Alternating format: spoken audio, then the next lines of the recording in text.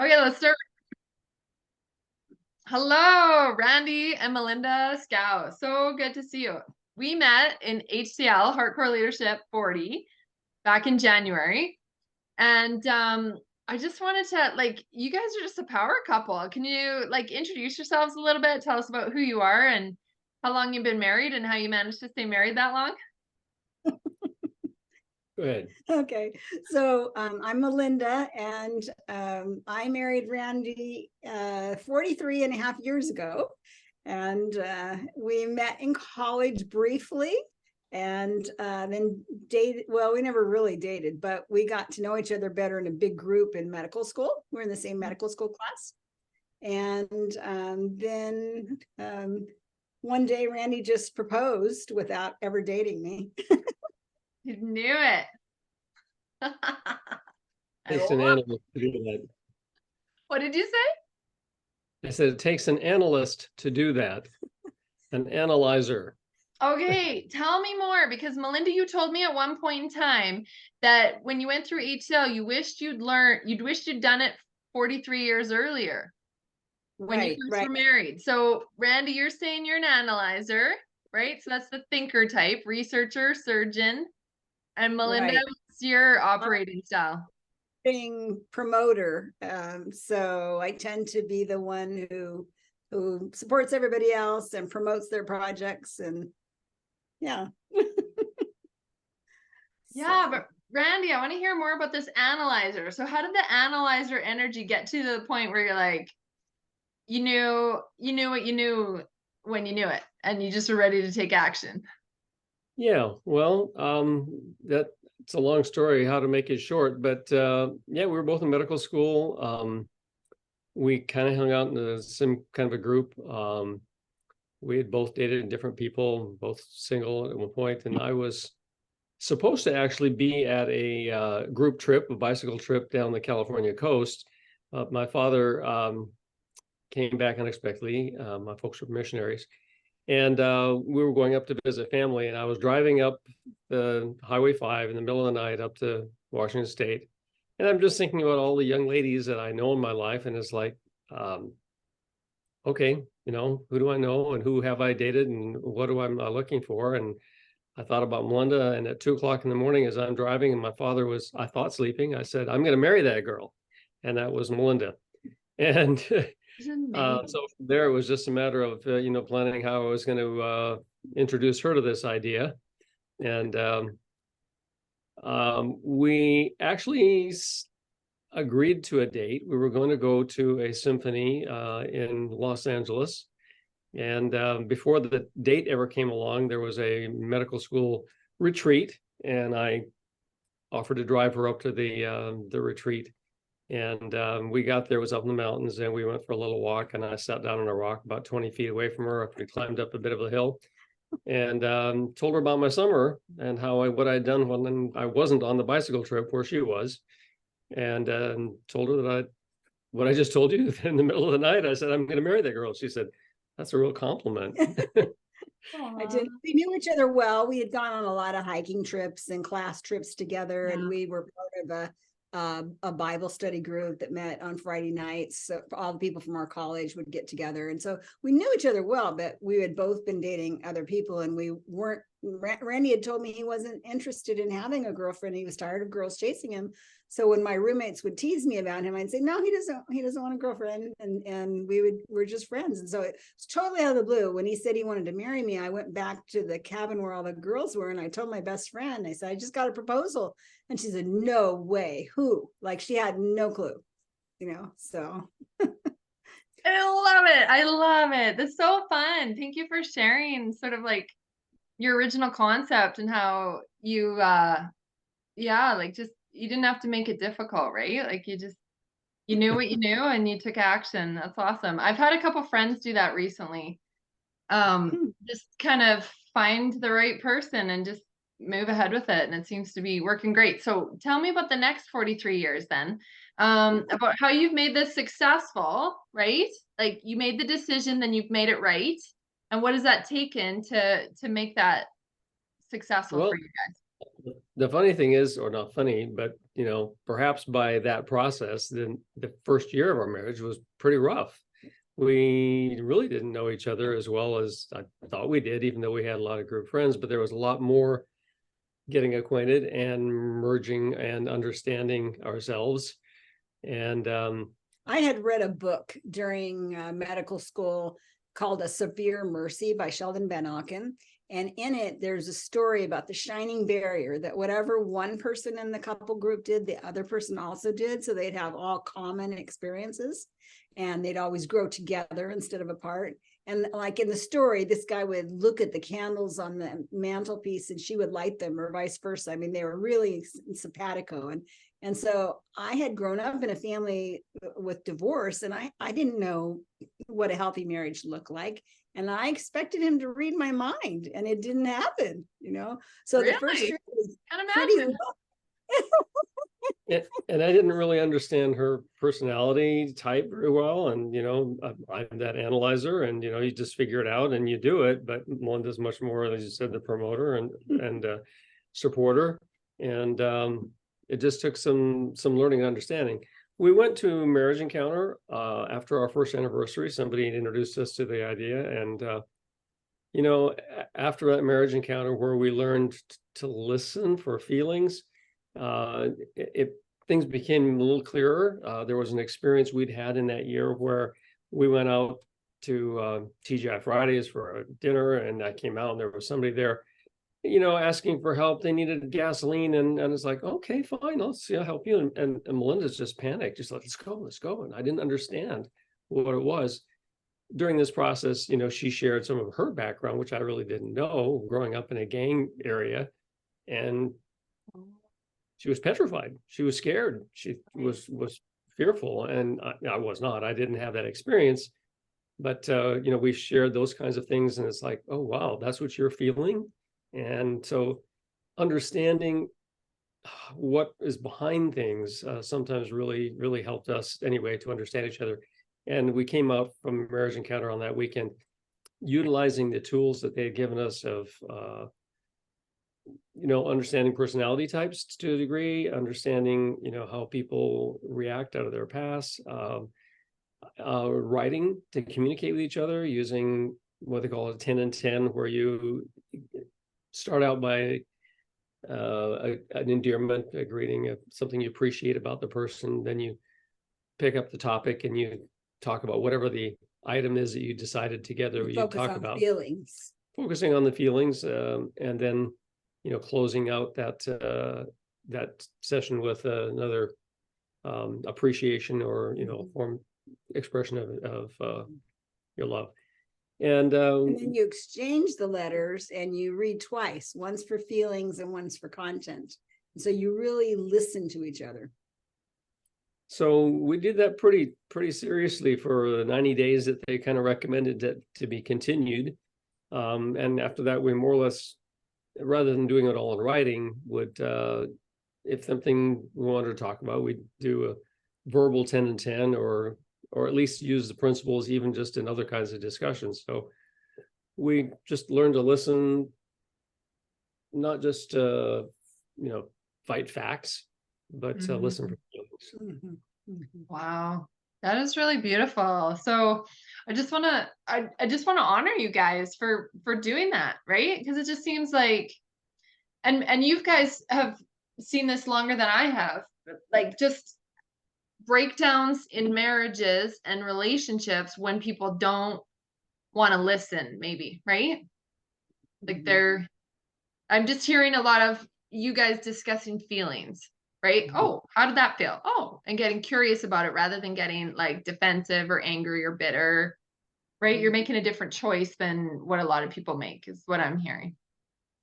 So we went back again after 5 years, but even then it's kind of interesting because maybe based on our personality types, I don't know, but we were preparing to go overseas as missionaries, and our mission board had us take personality tests and go through counseling, and walked in to see a counselor, and he said, "You guys are still married?"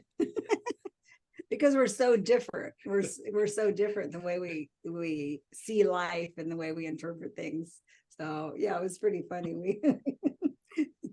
But I think that also just comes from a commitment, that, you know, you make a commitment, you keep a commitment, and by the grace of God, by the grace of God. Yeah, God's been very good in our marriage, and he's blessed us so much. We have 2 beautiful children, and we got to spend 10 years in Nigeria together, and the kids loved that time. They grew up with a worldview and a view of service, and it was good. Yeah. That is incredible. Yeah, a view of service for sure. Hey, like learning to put your own needs aside to go and serve others. Wow. And so, okay, so you guys did missionary work like when you were in Nigeria, or tell me more Yes. about that. What was? We spent 10 years in Nigeria, working in a mission hospital. It was some of the most difficult times for us, but also, as Melinda was saying, in many ways, also some of the most rewarding.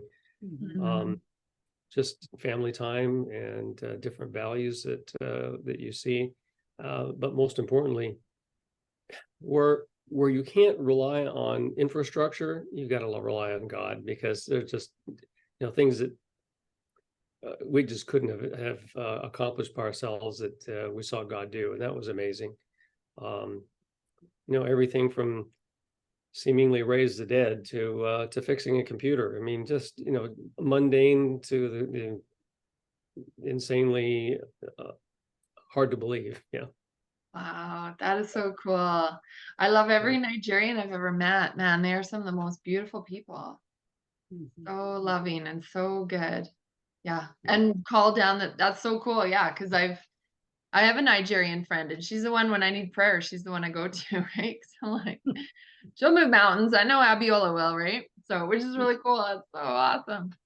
Yeah. So okay, so listening really helped you guys get through, and the commitment helped you get through your lives. Like what anything else? Like what are maybe some patterns that you see in the world that like that you have learned how to overcome throughout your lifetime, that like patterns that kind of wreck other people that you've been able to step around for one reason or another? I think having been in Nigeria and realizing that people are really more important than things, that set our priority instead of on belongings and acquiring wealth and possessions, on service. And when you're serving God together and your focus is on serve, you know, we work in our church together. I think that takes away a lot of the temptation to disagree with each other. You know, we've always kind of made that a principle in our family life too. Just even when we're settling kids' issues, it's like, you know, people are more important than things. People are more important than, you know, anything. So your relationship is more important. So we tried to share that with our kids, and we had certainly our kids would call us out on it now and then too. It's like we shared the book on raising siblings without rivalry. And you know, it's anyway, some things during that, and they would pick up on it and say, hey, you know, you're not doing it right. So yeah, I think you know, it's been a continual work, and I think we've gained from a lot of different sources, but we continue to keep seeking whatever we can to make our relationship grow and be better. And so, what did you feel what HCL did for? One of the things I really felt like I gained from HCL was that because Randy is an analyzer, he tends to reorganize the refrigerator and the dishwasher after I load it, and all, you know, my kitchen. Right. And I remember when we first came home from our honeymoon, and he was organizing my Tupperware in my cupboards. And at first I was like, oh, he doesn't think I'm a good housewife or a good organizer. And it made me a little bit offended. But I used to feel that way a little bit about the dishwasher, even to last year before we went to HCL. But after I realized that his personality type, that organizing the dishwasher, that little place in his life that's organized, makes him feel like he has control over something, and like he has the ability to keep something orderly that he can see, and he can see accomplish that. And I'm like, go for it. That's great. Probably there are a lot of people who would love to have their kitchen organized. And so just instead of taking it as a message about me, just knowing that that's something that's meaningful to him and allowing him that little place. So I really appreciated HCL doing that too, because for 43 years I said, it's not about you. It's not that I think that you're a bad housekeeper or you're not organized. So I think they finally convinced her that it's just me. So that was great. So that was a good thing for us. And I think, Randy's statement during HCL was that he is a loving, caring, committed man, connected man. And so like the other day, we're driving down the freeway pretty fast. And I'm just praying, Lord, please keep this car in its lane. And I know I'm married to a loving, caring, connected man who wants me to feel safe. And he just started laughing, so. So I realized that I wasn't exactly being as loving as I should be with not paying attention to her anxieties. So, yeah. So we've learned how to do a lot of problem solving. Like when we were choosing our last vehicle, I kind of was leaning toward a Toyota Tacoma because we do a lot of camping and kayaking and stuff like that, and yard work. Something that could haul. And he's looking at Teslas, and so he makes this big spreadsheet about the cost over the next 10 years for those two vehicles. That's the analyzer part, and then analyzer, that's so awesome. I love it. He convinced me that it would be $10,000 cheaper to do the Tesla than to do the Tacoma. Well, besides that, I had to be a little bit of a promoter because one of my problems that she really would like to have solved is I'm hard of hearing, and it's hard to communicate, and particularly if the vehicle's noisy. So I started looking for vehicles that are quiet, and electric cars all came in as quieter. And so, it was a sales point. This is, I think I'll be able to hear you better. And it was pretty and it had pep. So learning our different styles and how to work with each other, that's been a helpful thing. That is just so amazing. I love it. Like I'm sitting here, like I'm close to tears because it's just so beautiful to see people who know how to love. Like they're so, like when I went into HCL, I came into it from a broken marriage, rebuilding myself, having kind of not come from a loving place, and just to see you guys. I mean, I have a very loving, my parents are still together. My grandparents were together for 60 some years, right? Like there's a lot of good relationships in my family, but it's just beautiful to see you guys. Like it really is. It's like, to me, it's the handiwork of the Lord, right? Like learning how to love. Yeah. That's what I hear you guys saying. I hear you guys listening to one another, humbling yourself, not taking offense, not making it about you, right? Like saying, oh, well, instead of worrying about what, like, is he rearranging the dishwasher because it's a judgment on me? It's like, no, it's just like a therapy thing, right? He could be doing a puzzle. It's just a puzzle in the dishwasher. It's nothing to do with you, right? So I think humor and honesty also make a big difference. We were having a Christmas retreat with my cousin and her family, and so there was our kids and their kids, and we were all having a worship about marriage and how to solve conflicts. And so it came up to this question about, is it ever okay for somebody to storm off mad or to sleep on the couch or whatever? And I said, I don't think it's ever okay to storm out mad. And Randy started laughing, and he says, I distinctly remember a slammed door once. Oh, once. Wow. Hallelujah. Okay.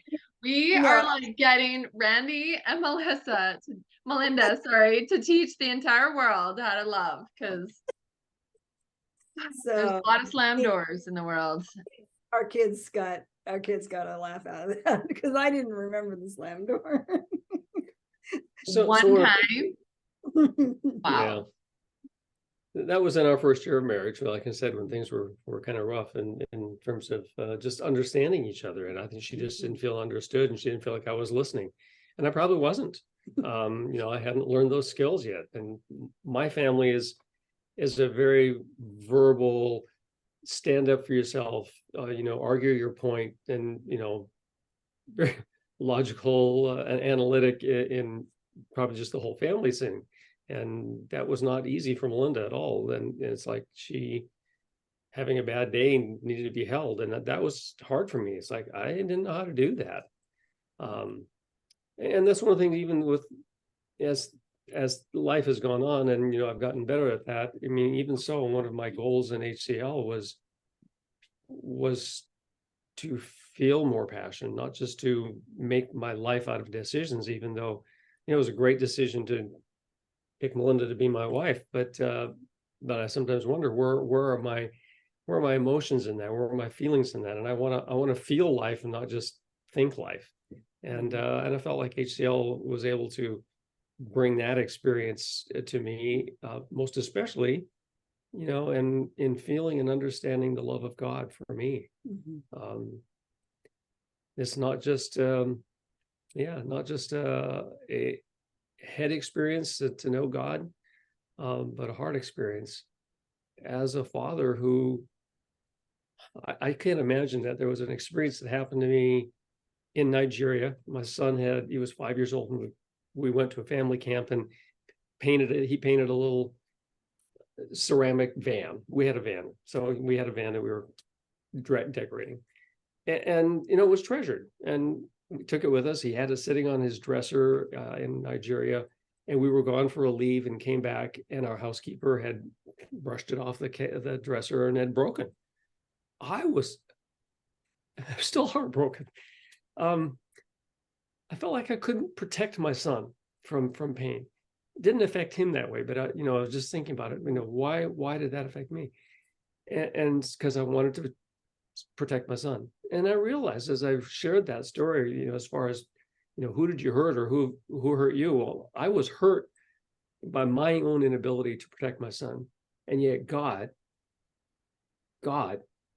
gave his son. I can't imagine if there was something that was going to require a life, let it be me, not my son. So when I came to that understanding of that God loved me so much, and each one of us, that he would give his son so that he could regain the opportunity of our relationship with him for eternity, that just, that touched me. It touched me deeply.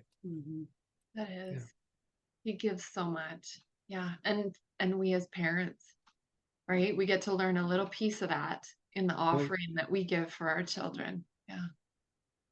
Yeah. That's beautiful. Thank you so much for sharing. Well, that learning to love is also, extended to my wife. And I just feel like, my intellectual beginning is ending up with a much better heart experience. There were a lot of things that I had to learn in the first 10 years, especially of marriage. Like, one thing I didn't understand was the distancing and pursuit. Like, if one person's always pursuing, then the other person tends to distance. And so I found that if Randy sometimes needed quiet time, and so rather than me intruding on that quiet time, it was better for me to go for a walk or do something with a girlfriend, or go see my family for the weekend or something. Just give him that space instead of always trying to pursue him to get my needs met. So that took some learning. I found that if I distanced a little bit, he'd be coming toward me with flowers and cards and expressions of love instead of chasing him down. Yeah, that's cool. Yeah, Shanda actually mentioned that this week. It was really funny. Or what's today, Monday? So it was last week. And she's like, yeah, Ash took a man cave moment, right? Like, he just got to let him go sometimes, right? And that's really cool that you were able to learn that, because so many women, like you said, you were like, but you're supposed to fill my needs, right? Like, I've seen that dynamic in relationships of feeling like, what? Where are you going? Like, I need you, right? And then it turning into a conflict of like, you weren't there for me. And I hear what you just were able to trust. I had this conversation even with my dad too. Like, just peace, be still, like just still, trust in the Lord. Like, when you need your distance, just, they're coming back, right? And that, I think that dynamic too, I just see how that really helps marriages when people can figure that out, that they get to, love at a distance. And actually, I learned that in HCL, because I learned, they're like, well, if this relationship is disconnecting, where else are you creating disconnection? So then you stop looking at you stop looking at the person who's running away from you, and you're like, wait, where else is this? Now you shift your focus and you're like, okay, well, I can create connection over here. Right? Right. That was a big one for me. Big one. There Really used to be a kids video that covered different young children issue, and there was a song on it that said, "My mommy comes back. She always comes back. She always comes back to get me." It was about instilling trust in children, that even if they couldn't see their parent at that minute, that the parent was coming back. And I think I had to kind of learn that because I had grown up in an unstable family. My parents divorced when I was 4. And my father tried to commit suicide when I was 11, and my mother committed suicide when I was 17. So I went through those separations, and so I had to learn to trust that Randy would. In fact, when he first proposed to me, I said, "I can't marry you. I can't trust men." I just had some negative experience with men, and actually the way he proposed to me, just out of fact, making that decision was perfect for me because I needed that. I needed that degree of positivity. We talked for 3 days, and she finally said, "You're really serious about this?" And he was like, "When? Like in 2 years when we graduate?" And I said, "No, like in 6 months when my parents are here." So yeah, it was just I think that I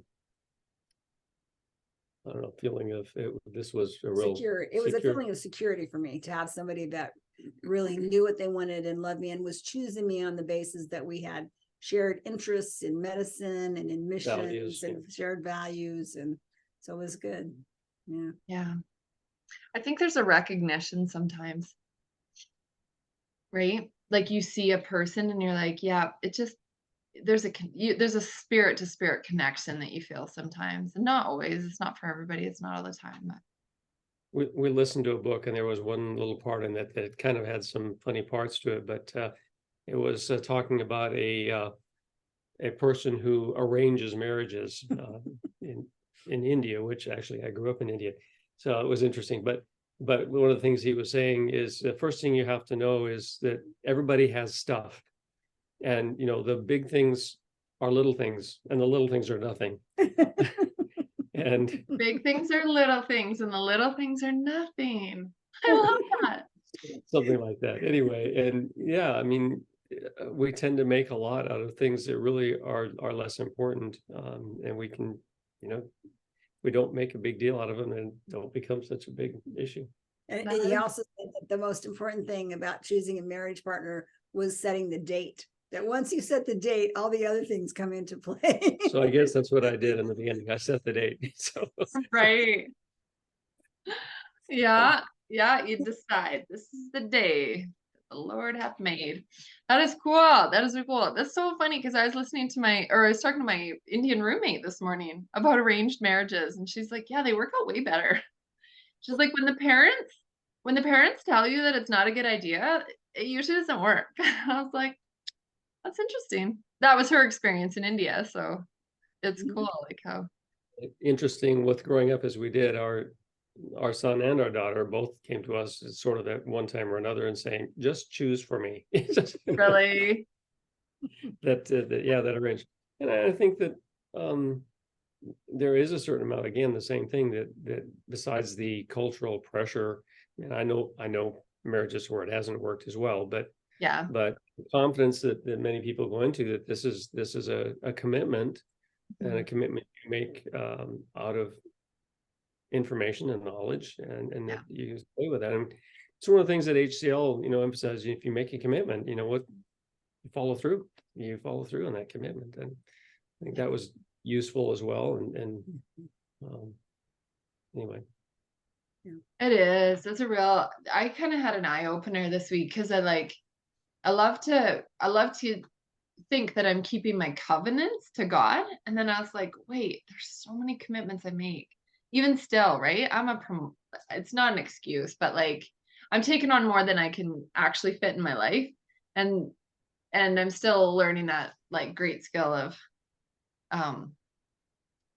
not overcommitting, right? And so I'm in that space a lot, like where I just don't even remember what's going on. And so it is so important though. And I have that vision, and I'm so grateful for the HCL community that just keeps bringing me back, and without judgment, right? So I acknowledge my breakdown. Yeah, you acknowledge your breakdown, you move on, you just trust that God can wash it clean, and that right now is a new moment, new opportunity. It doesn't matter what you did 10 minutes ago, 10 days ago, 10 years ago, like you just recommit. I love that principle too. I found that very Christ-like to have that new opportunity. Every time you decide you want a new opportunity, it's like, how many times are you going to forgive? Just as many as it takes, right?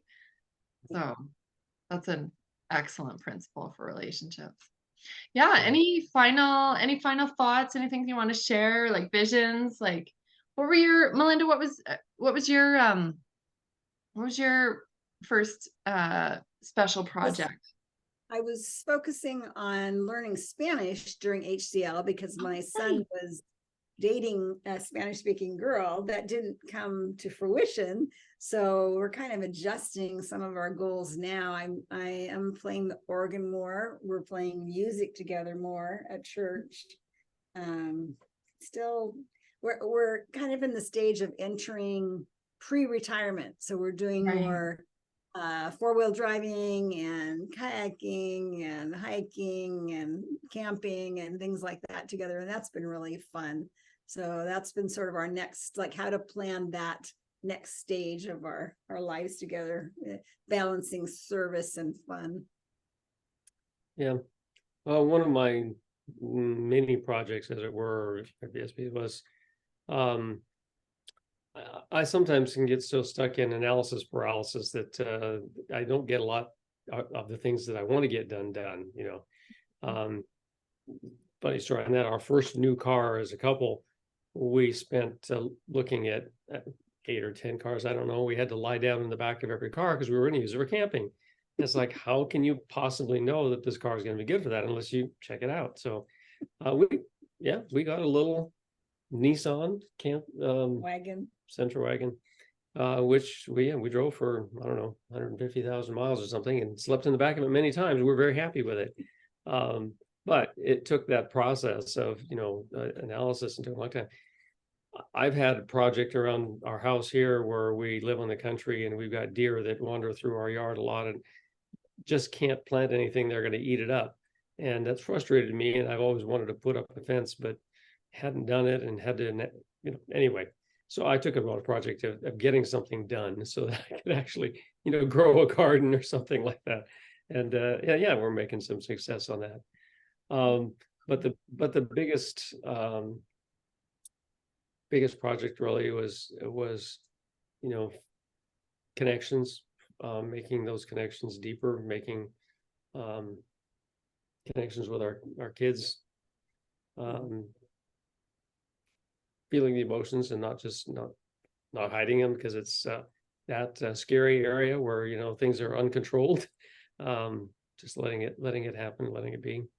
And as I said, that's allowed me to have a better understanding and feeling of what God is and what He wants. And He wants us. He wants to have a relationship with us.